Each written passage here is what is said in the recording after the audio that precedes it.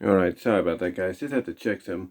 But I wanted to come on here with, yes, you read it right, third follow-up to, something that the Triforce Kid put out. Now, give credit where credit is due. Triforce Kid did say he was going to try to get some more information before he relayed it to me, basically to let me know of exactly what was the true intentions, if you will.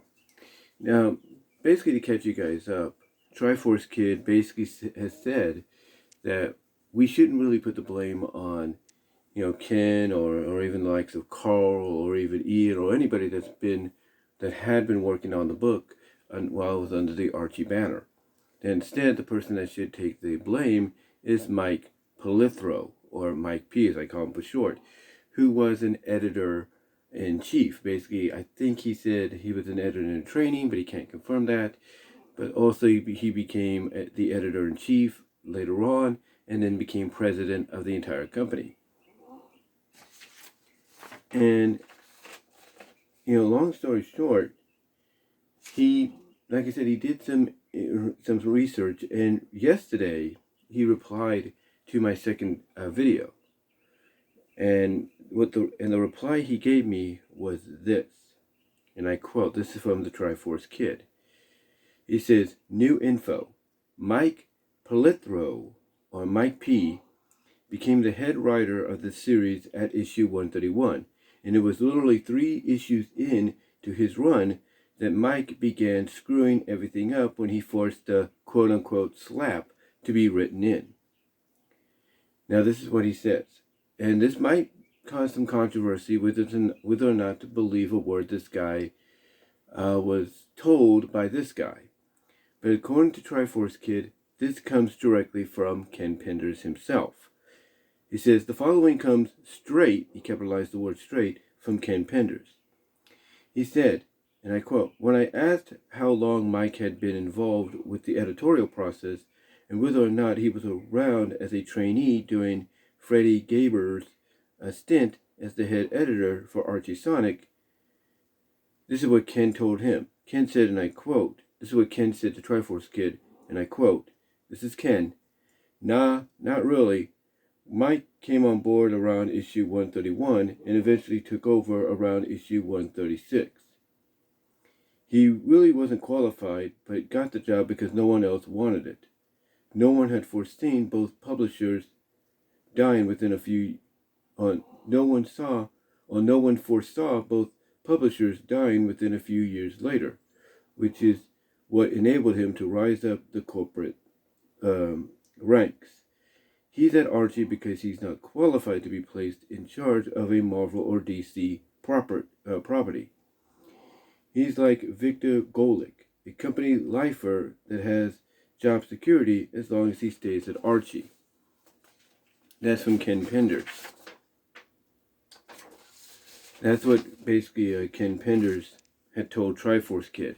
That basically the reason Mike was brought on board, or since issue 131 and eventually took over 5 issues later, was because no one else wanted the job. And that no one foresaw both publishers dying within a few years later, which is what enabled him to rise up the corporate ranks. In other words, I guess because of the passing of Victor and Freddie, nobody saw that as an opportunity for Mike to jump up the ranks and say, hey, here I am, I'll take over. And basically that's what happened. So continuing on with what Triforce Kid replied to me, and I quote, so everything, and I mean everything that had, okay, let me reread that. This is what Triforce Kid told me, and I quote, this is after reading what Ken had told him. This is the second page, by the way. This is resuming, we're resuming here. This is what Triforce Kid said in reply, continuing his reply to me after, quoting what Ken had told him. This is Triforce Kid again, and I quote, So everything, and I mean everything, that happened after issue 131 was a direct result of Mike P's crappy decision-making and lack of skill as an editor. The fact he only got the job because nobody else wanted it speaks volume to the fact that he wasn't qualified, nor skilled enough, nor knowledgeable about the characters or lore to be handed such a position of importance in the first place. The slap. Okay, let me start out. Okay, let me. Okay, starting over, and I quote: "The slap, the forced tie-ins to other games, which Sega was notorious for after the adventure tie-in, starting a new continuity, killing Sally off several times, story arcs that took 3 years from start to half-assed finish, forcing the retcon/Genesis Waves arc down our throats, and pissing off a wide margin of the older fan base were all Mike's doing." So yeah, basically what Triforce Kid is implementing here is that because of certain unfortunate situations behind the scenes, according to what Ken told him, if you believe what Ken has to say at all, basically all the things that we saw from Sally slapping Sonic in 134 to some of the tie-ins that we got, including the Sonic race, this Team Sonic Racing and the Olympics tie-ins that we got during that interrupted the Mecha Sally arc in both universe and the main comic, as well as starting new continuities, killing Sally off several times, which included, I don't know what he means by killing her off several times. I know there was one time that she supposedly died, but got back up, and that was before we entered and I think that was around the 100 issues or something like that, or just the beginning of the 100 reign.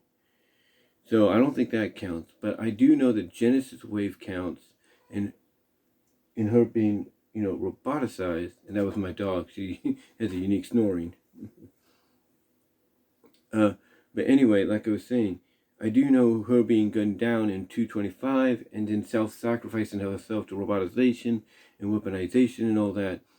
I can get that, including having her powered down because her power ring that Eggman put in there to prevent her from having free will had exhausted itself.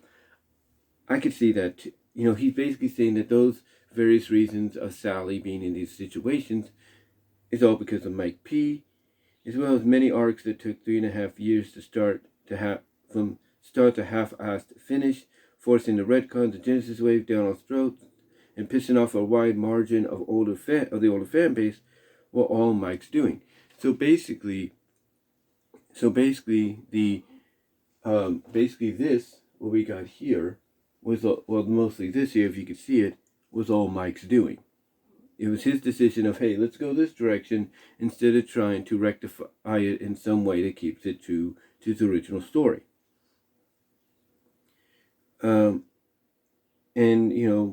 I can understand that, him being the editor-in-chief and eventually the president afterwards, but mostly the editor-in-chief at the time, I can understand that. I can understand that, him having that power could say, do this, and we'll be good. Continuing on, and I quote, "And the fact that he's pretty much had tenure as long as he stayed with Archie meant that he could screw up everything for the fans and not catch any flack from his higher-ups at Archie at all." Basically, and the other part I couldn't print out, but basically, long story short, Triforce Kid is pointing out in closing that, Mike being in the position that he was in before becoming president, he never caught any backlash for his decisions. And because he never caught any backlash, he was allowed to essentially do whatever he wanted with the book and probably other books as well. Now, here's the thing. Is Mike the one to truly blame? Well, if he was the editor-in-chief from beginning to end, absolutely, he is one to really take the blame. But is that necessarily true? It's hard to say. It's really hard to say because, because here's the thing, writers can stand up to their editors. and can meet with their editors and say and explain, or sit them down, talk to them, and explain that this doesn't work because it doesn't make sense, but this does, and try to get them won over to that side of the coin. But yes, ultimately, editors-in-chiefs do have the final say. So, is Mike the true blame for everything that's happened? I would say, according to what Triforce Kid pointed out, and if you believe anything Ken Penders told him, then yeah, he does deserve the blame, if not a majority of it. But we cannot say he deserves all of it straight out.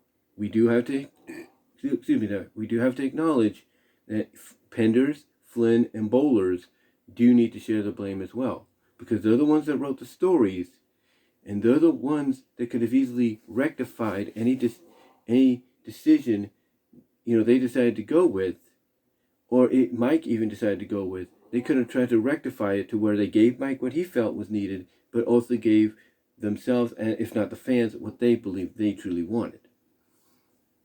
So I think it's basically a four-way street of blame. And Mike, right now, is at the top as being the one that should have, known better about, making the decisions that he did.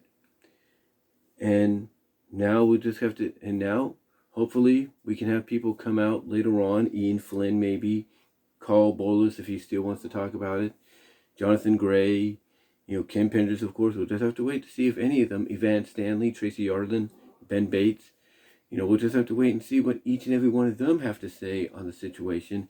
And if there is any more information that ties into what Triforce Kid has said, what the people on the Sonic Digest podcast that Sonic Speed's YouTube channel has to say, as well as what Game Apologist knows about.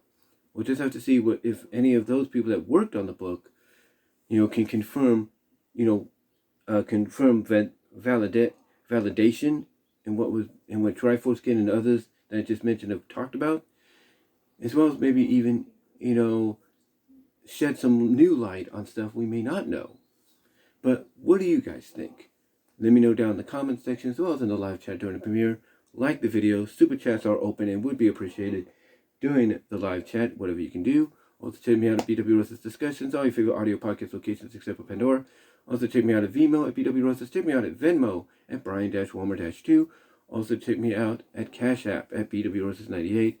Also check me out at patreon.com/BW Rosa, support me with $1, $3 tier. Also check me out at deviantart.com/BVW1979. But let me know what your thoughts are, guys. Do you believe anything that Ken Penders told Triforce Kid? And if so, what are your thoughts overall? And do you think, like I said, we might get some more information from the likes of a Ben Bates, a Ken Penders, a Cole Bowles, and Ian Flynn down the line to confirm any validation to what many people like Triforce Kid and Game Apologist and Dumbsville and the Sonic Digest podcast at Sonic Speed's channel, have talked about and pretty much confirmed themselves? Do you think we'll get any more confirmation from those that worked on the book? What are your thoughts? Let me know down below. I got to get ready for work, guys. Hop in the shower, if you will. But let me know what your thoughts are in the live chat where super chats are open and would be appreciated, and in the comments below. And until next time, guys, I am out.